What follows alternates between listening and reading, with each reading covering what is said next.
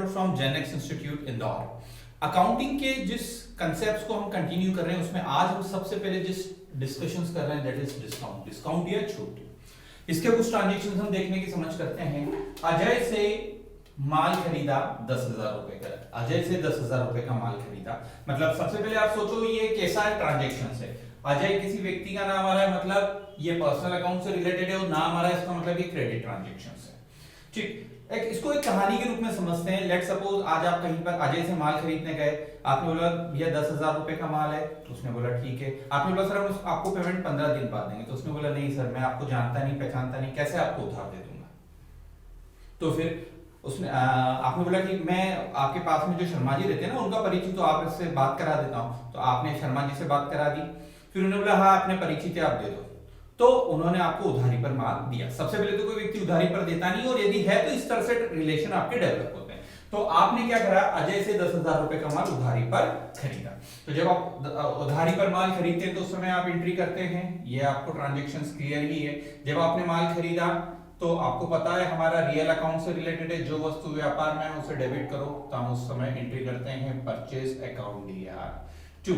यदि आप नगद माल खरीदते तो पैसा जाता, तो उस समय हम क्या लिखते कैश, लेकिन अभी आप उधार खरीद रहे हैं तो अजय कौन हो गया आपका, गिवर। ठीक है, तो हमारा नियम था debit the receiver and credit the giver. तो ऐसी सिचुएशन में आप क्या करते थे, अजय से खरीदा तो आप बोलते थे परचेज अकाउंट DR 2 अजय, और इसका नरेशन आप लिखते थे bought goods on credit. I think ये मैंने आपको पहले पढ़ाया हुआ है और आपको ये अच्छे से क्लियर भी है।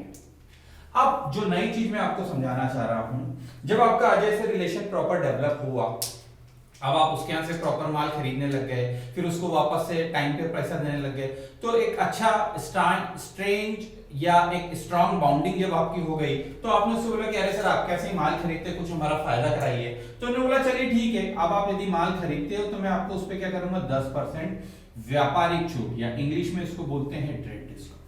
मतलब यदि अब आप माल खरीद रहे हो तो मैं आपको उस पर 10% की छूट दे दूंगा। तो आपको ध्यान रखना है माल कितने का है आपका 10,000 रुपए का, इसका 10% आपको निकालना है। तो आप ध्यान रखें 10% निकालने का एक आसान तरीका है, आखिरी की एक संख्या से पहले आप पॉइंट लगा दीजिए, और 1% निकालना हो तो आखिरी की एक संख्या से पहले, आखिरी की दो संख्या से पहले आप एक संख्या से पहले लगाएंगे तो 10%, और आखिरी की दो संख्या से पहले आप पॉइंट लगा देंगे तो वो 1% निकलता है। एक बेसिक तरीका मैं और एक्सप्लेन करूंगा। सपोज कीजिए 10,000 रुपए का माल है, आपने उसका 10% कम करना है, मतलब 1,000 रुपए कम, मतलब माल कितने का हो गया 9,000 रुपए का। लेकिन आपको ये चीज ध्यान रखना है कि जो ट्रेड डिस्काउंट होता है इसकी बुक्स में एंट्री नहीं की जाती है। बस अब आप इसकी एंट्री वही करेंगे कि अभी भी आप माल तो खरीद रहे हो, किससे खरीद रहे हो अजय से, तो आप एंट्री करते हैं purchase account DR 2 Ajay account.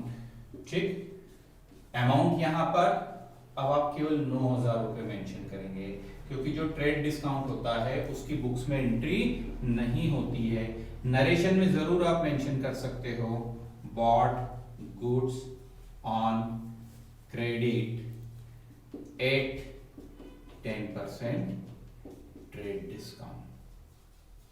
ठीक है, is it clear? So trade discount आपने समझा, जब आपका अच्छा रिलेशन हो जाता है, चाहे आप नगद खरीदो या उधार, दोनों ही कंडीशंस के अंतर्गत ट्रेड डिस्काउंट दिया जाता है। अब डिस्काउंट में एक नेक्स्ट ट्रांजेक्शंस में आपको समझा रहा हूं। जब आपका उससे रिलेशन बाउंडिंग अच्छी होने लगी, आपने पहले उससे उधार माल खरीदा, दूसरी बार भी उधार खरीदा, लेकिन उस पे आपने 10% डिस्काउंट दिया। अब नेक्स्ट ट्रांजेक्शंस में अजय से 10,000 रुपए का माल 10% व्यापारिक छूट, वो 5% नगद छूट पर खरीदा। ठीक है, bought goods worth ₹10,000 from Ajay at 10% trade discount and 5% cash discount. अब कैश डिस्काउंट जब भी मेंटेन हो रहा है, इसका मतलब है कि आप उससे माल खरीद रहे हो लेकिन वो नगद खरीद रहे हो, क्योंकि कैश डिस्काउंट आपको उसी कंडीशंस में दिया जाता है जब आपका ट्रांजैक्शंस कैश में होता है, चाहे वो कैश परचेस हो या कैश सेल्स हो। कैश वाली कंडीशन के अंतर्गत ही हम कैश ट्रांजैक्शंस में ही आपको कैश डिस्काउंट अवेल होता है। अब आपने अजय से फिर रिलेशंस के अकॉर्डिंगली बोला कि सर अब आप ही से माल खरीद रहे हैं, आप तो और को डिस्काउंट करें, तो उन्होंने बोला ठीक है, मैं आपको अभी तक आप माल खरीद रहे थे तो मैं आपको 10% रेट डिस्काउंट दे रहा था। आप यदि चाहते कि मैं और डिस्काउंट दूं तो अब आपको मुझे पेमेंट कैसा करना पड़ेगा, नगद करना पड़ेगा। मतलब यदि आप मुझे नगद पेमेंट करते हो तो मैं आपको 5% का और एडिशनल डिस्काउंट अवेलेबल करा दूंगा। मतलब आप इसको इस तरह से समझ सकते हैं कि आज लेट सपोज आपने 10,000 रुपए का जो माल है, सबसे पहले आपको इसमें से घटाना होता है लेस ट्रेड डिस्काउंट, ठीक है। ट्रेड डिस्काउंट कितना है आपका 10%। तो जो भी अमाउंट है उसमें से जब आप 10% घटाते हैं तो जो अमाउंट आएगा लेट सपोज 9,000, ये आपकी परचेस अमाउंट या सेल्स अमाउंट होती है। मतलब आप जो है माल 9,000 रुपए का खरीद रहे हैं, ठीक है। अब उसने बोला कि आप 9,000 रुपए का माल खरीदोगे तो स्वाभाविक सी बात है आपको इन फ्यूचर में उसको 9,000 रुपए का पेमेंट करना होगा। लेकिन उन्होंने कहा कि यदि आप अभी पेमेंट कर देते हो, हाथों हाथ पेमेंट कर देते हो, तो मैं आपको 5% का और डिस्काउंट दूंगा। लेकिन ये 5% का डिस्काउंट किस पर, इस 9,000 पे, ना कि 10,000 पे। ये चीज ध्यान रखना है आपको। तो इस 9,000 पर आपको 5% और लेस करना है। मतलब आप यहां लेस करेंगे 5% मोर। तो 9,000 का 5% निकालना है, मैंने आपको बताया 10% निकालना है, तो एक जीरो कम कर दीजिए। तो जो 900 रुपीज है ये कितना परसेंट निकल रहा है इसका, 10%। आपको कितना निकालना है उसका 5%। तो 900 का आधा कितना हो जाता है 450। मतलब इसकी जो अमाउंट है ये 450 रुपीज, ये एक तरह से डिस्काउंट है जो आप अपनी बुक्स में मेंशन करेंगे। आप 9,000 में से 450 जब आप घटा देंगे तो जो अमाउंट आता है दैट इज 8,550। ये कैश अमाउंट है जो आपको क्या करना है, उसे चुकानी है। मतलब आप माल खरीद रहे हैं 10,000 रुपए का, इसमें सबसे पहले उन्होंने आपको 10% ट्रेड डिस्काउंट दे दिया। ट्रेड डिस्काउंट घटाने के बाद जो भी अमाउंट आएगी वो परचेस या सेल्स अकाउंट में हम रिप्रेजेंट करेंगे अकॉर्डिंग टू ट्रांजैक्शन। फिर उसमें से आपको जो कैश डिस्काउंट है वो घटाना होगा। तो ये जो कैश का डिस्काउंट है ये कैश के डिस्काउंट में मेंशन किया जाएगा। और ये जो 8,500 रुपीज जो अमाउंट आ रही है ये कैश के अंतर्गत आप मेंटेन करेंगे। सो हमने जो डिस्काउंट कैलकुलेट किया, 10,000 रुपए का माल है, 10% ट्रेड डिस्काउंट घटाया दैट इज 1,000। उसके बाद जो अमाउंट आ रही है वो 9,000 रुपीज। अब उसका कैश डिस्काउंट निकाला 5% 450। अब इसको ट्रांजैक्शन वाइज देखते हैं हम इसको कैसे एंट्री करेंगे। सबसे पहली चीज है आप माल खरीद रहे हो, तो जब भी आप माल खरीद रहे हो तो आपको एक ही चीज ध्यान रखना है, माल खरीदो नगद खरीदो या उधार। हमारा रियल अकाउंट का नियम है कि आप क्या क्या हो रहा है, माल बिजनेस में आ रहा है। तो जब माल बिजनेस में आ रहा है तो परचेस अकाउंट दिया। मैंने आपको बताया कितने का माल आ रहा है आपके यहाँ पर, तो आपने बोला सर 9,000 रुपीज का। मतलब परचेस के सामने आप यहाँ जो मेंशन करेंगे वो करेंगे 9,000 रुपीज। ट्रेड डिस्काउंट जो होता है उसकी एंट्री बुक्स में नहीं होती है, मैंने ओल्ड एंट्रीज में भी एक्सप्लेन किया है। अब ट्रेड डिस्काउंट घटाने के बाद जो होता है आपका कैश डिस्काउंट जो होता है, और कैश आप उसको पे करते हैं। जब आप माल खरीदेंगे तो आप उनको पेमेंट करेंगे। तो माल खरीद रहे हैं आप 9,000 रुपए का, लेकिन आपके पास से कैश कितना जा रहा है, केवल 8,550 रुपए। क्यों? क्योंकि सर 450 रुपीज इसमें आपको डिस्काउंट मिल रहा है। तो अब इसको किस तरह से हम लोग डिस्काउंट को क्रेडिट कर रहे हैं, तो हमारा नॉमिनल अकाउंट का रूल्स है all expenses debit and all incomes credit. तो जब आप माल खरीद रहे हैं तो आपको डिस्काउंट रिसीव्ड हो रहा है। आप ये चीज ध्यान रखें, जब भी आप माल खरीदते हैं तो माल खरीदते समय पैसा जाता है लेकिन डिस्काउंट आपको क्या होता है, रिसीव्ड होता है। तो ऐसी सिचुएशन में यहां पर आप डिस्काउंट अकाउंट को क्या करते हैं, क्रेडिट करते हैं। तो वो कितने रुपीस का है, 450 रुपीस का। तो अब आप नरेशन में मेंशन करते हैं bought goods for cash at 10% TD, मतलब ट्रेड डिस्काउंट, एंड 5% सीडी। मतलब ये जो अमाउंट है इसमें ट्रेड डिस्काउंट और कैश डिस्काउंट दोनों आपको रिसीव्ड हैं। तो दोस्तों जैसे मैं डिस्काउंट को एक्सप्लेन कर रहा था, अभी हमने परचेस में ये सारे ट्रांजैक्शंस देखे। अब हम सेल्स में देखते हैं। लेट्स सी, विजय को 20,000 रुपए का माल बेचा। अब वही चीज है कि एक विजय नाम का व्यक्ति आपके पास आता है उधार माल खरीदने के लिए, तो आप उसको उधार, क्योंकि आपको अपना बिजनेस बढ़ाना है, तो आपने बोला चलो ठीक है हम आपको उधार माल बेचते हैं, ठीक है। तो 20,000 रुपए का आपने उधार माल बेचा, तो विजय को बेचा, मतलब विजय जो है पर्सनल अकाउंट है, तो पर्सनल अकाउंट का नियम है डेबिट द रिसीवर। विजय को बेचा तो हम बोलते हैं विजय अकाउंट डीआर। टू माल बेचा, मतलब आपके यहां से क्या हो रहा है, माल जा रहा है। To sales account. जब भी हमारे ऐसे माल जाता है तो आपको पता ही है हम सेल्स को क्रेडिट करते हैं, ठीक है। और नरेशन हो जाएगा सोल्ड गुड्स ऑन क्रेडिट, मतलब उधारी पर माल बेचा। ये आपको अच्छे से क्लियर है ना।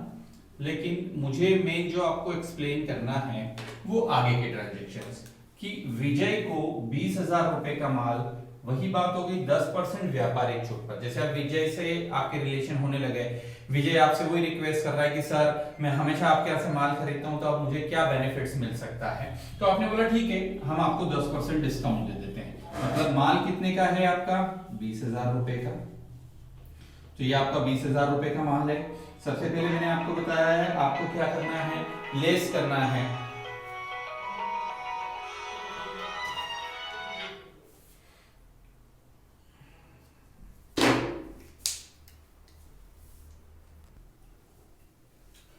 अकाउंटिंग के अंतर्गत। अभी हम जो डिस्काउंट को डिस्कस कर रहे थे, हमने परचेज में डिस्कशन किया था। अब उसी चीज को हम सेल्स के फॉर्मेट में देखते हैं कि सेल्स में ये किस तरह से फॉलो में आता है। विजय से 20,000 रुपए का माल खरीदा, sold goods to Vijay worth ₹20,000। 20,000 रुपए का माल विजय को बेचा। वही चीजें विजय ने आपसे रिक्वेस्ट की कि सर मैं उधार ट्रांजेक्शंस करना चाहता हूं या खरीदना चाहता हूं। तो हम भी क्योंकि अपना बिजनेस बढ़ाना चाहते हैं तो उधार हम माल बेच रहे हैं। तो जब आप माल बेच रहे हो मतलब ये पर्सनल अकाउंट है, पर्सनल अकाउंट का नियम है डेबिट द रिसीवर, तो विजय's अकाउंट DR2। अब आपके यहां से क्या हो रहा है, माल जा रहा है तो debit what comes in, credit what goes out. जो वस्तु व्यापार से जाए उसे क्रेडिट करो, माल जा रहा है इसलिए आपने उसको सेल्स को क्रेडिट कर दिया। नरेशन अब आप इस तरह से मेंशन करते हैं कि उधारी पर माल बेचा, सोल्ड गुड्स ऑन क्रेडिट और अमाउंट 20,000 रुपए। नेक्स्ट ट्रांजेक्शंस को हम देखते हैं। वही आगे अब जब बढ़ रहा है कि विजय को 20,000 रुपए का माल 10% व्यापारिक छूट पर बेचा। मतलब अब विजय ने आपसे रिक्वेस्ट करी कि सर अब मैं हमेशा आपके यहाँ से माल खरीदता हूं तो कुछ मुझे उसका बेनिफिट्स अवेलेबल कराए। तो हमने बोला चलो ठीक है, अब हम आपको क्या करते हैं 10% का डिस्काउंट अवेलेबल कराते हैं। तो सबसे पहले आप देखते हैं माल कितने का है आपका, 20,000 रुपए का। इसमें से लेस ट्रेड डिस्काउंट कितना, 10%। मैंने आपको बताया है जब भी डिस्काउंट निकालना हो तो जो भी संख्या है 10% निकालना है तो उसका रूल्स है आखिरी की एक संख्या से पहले 10% निकालना है तो आखिरी की एक संख्या, ठीक है, ये चीज ध्यान रखेंगे। आखिरी की एक संख्या से पहले पॉइंट लगा दो, ठीक है। और यदि 1% निकालना है तो आखिरी की दो संख्या से पहले, आखिरी की दो संख्या से पहले। ये एक शॉर्ट तरीका है, ठीक। और मैं आपको एक बार किसी लेक्चर्स में उसको एक्सप्लेन करना सिखा दूंगा। मतलब जैसे लेट सपोज 20,000 है, इसका आपको 10% निकालना है तो आप क्या कर सकते हैं, आखिरी की एक संख्या ये, ठीक है, मतलब एक 10% हो गया आपका 2,000 रुपए।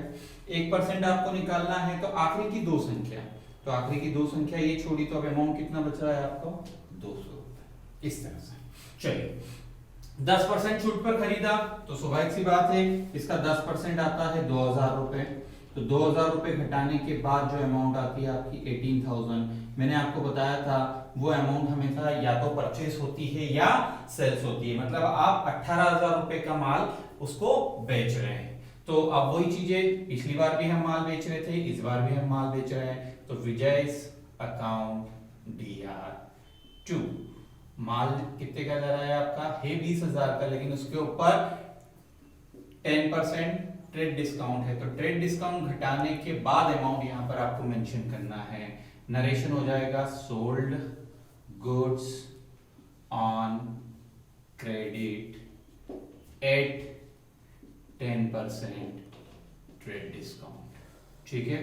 तो इस चीज को आपको ध्यान रखना है कि ट्रेड डिस्काउंट की जो अमाउंट होती है उसको घटा दिया जाता है। अब हम आगे की सिचुएशंस देखते हैं। नेक्स्ट ट्रांजेक्शंस में हम देख रहे हैं विजय को 20,000 रुपए का माल 10% व्यापारिक छूट वो 5% नगद छूट पर बेचा। मतलब अब इसमें ट्रेड डिस्काउंट की भी डिटेल दी गई है और कैश डिस्काउंट की भी डिटेल दी गई है। तो आप इसको समझ सकते हैं, वही चीज है, विजय से आपकी और अच्छे रिलेशन हुए, उसने और रिक्वेस्ट की कि सर मुझे और कुछ डिस्काउंट दे, तो आपने बोला ठीक है। अब यदि तुम मुझे नगद पेमेंट करते हो, नगद पेमेंट करने से हमारी रिस्क जो क्या हो जाती है, खत्म हो जाती है। तो हमने बोला माल कितने का है, 20,000 रुपए का, 10% ट्रेड डिस्काउंट तो हम पहले भी दे रहे थे। अब हमने बोला कि आपको हम 18,000 रुपए का माल बेच रहे हैं, मतलब आपको 18,000 रुपए हमको पे करने होंगे, आज नहीं तो बाद में। लेकिन यदि आप मुझे अभी हाथों हाथ पेमेंट कर देते हो तो मैं आपको कैश डिस्काउंट 5% और अवेलेबल करा दूंगा। ये 5% जो कैश डिस्काउंट है किस अमाउंट पे मिलेगा, ट्रेड डिस्काउंट घटाने के बाद जो अमाउंट आएगी उसके ऊपर। तो 5% 18,000 का, तो मैंने आपको बताया 10% निकालना है तो एक जीरो कम कर दीजिए तो 1800 आया। अब 1800 का हाफ कर दीजिए, तो 1800 का हाफ करेंगे तो आपका आ जाएगा 900 रुपीज। मतलब 18,000 में से 900 रुपए जो है ये क्या हो रहा है, आपका कैश डिस्काउंट मिल रहा है। तो बाकी की जो अमाउंट है वो कितनी है, 17,100 रुपए ये आपके पास कैश के रूप में रिसीव होगी। अब आप माल बेच रहे हैं, माल बेचते हैं तो क्या होता है, पैसा आता है, क्यों, हमारा रियल अकाउंट का नियम है, डेबिट व्हाट कम्स इन, तो कैश आ रही है। फिर डिस्काउंट क्या हो रहा है, आपको मिल रहा है कि आप दे रहे हैं। आपको ध्यान रखना है जब आप माल बेचते हो तो आपको डिस्काउंट देना पड़ रहा है। देना पड़ रहा है मतलब नॉमिनल अकाउंट का नियम है ऑल एक्सपेंसेस डेबिट, तो डिस्काउंट यहां पर आपका एक्सपेंसेस है इसलिए उसको हम डेबिट कर रहे हैं। और 2 आपके यहां से माल जा रहा है तो हमारा रियल अकाउंट का रूल्स है कि जो वस्तु व्यापार से जाए उसे क्रेडिट कीजिए, जो आए उसे डेबिट, जो जाए उसे क्रेडिट। पिछली बार भी 18,000 का माल बिक रहा था, इस बार भी 18,000 का बिक रहा है, लेकिन उसके बदले अब हमारे पास कैश कितनी आ रही है, केवल 17,100 रुपए, और डिस्काउंट कितने का जा रहा है आपका 900 रुपीज का। इन दोनों को कैलकुलेट करेंगे तो टोटल आ जाएगा आपका 18,000 रुपीज। नरेशन आप समझते ही हैं, आपको पता है, sold goods for cash 10% trade discount and 5% cash discount. तो ये डिस्काउंट्स की एंट्रीज हम लोगों ने शुरू की है, आगे इनको और हम अच्छे से समझते रहेंगे। आगे की एंट्रीज को समझते रहने के लिए और अकाउंटिंग के कंसेप्ट को क्लियर करते रहने के लिए हमारे आगे की वीडियो को देखते रहिए और सब्सक्राइब कीजिए। Have a good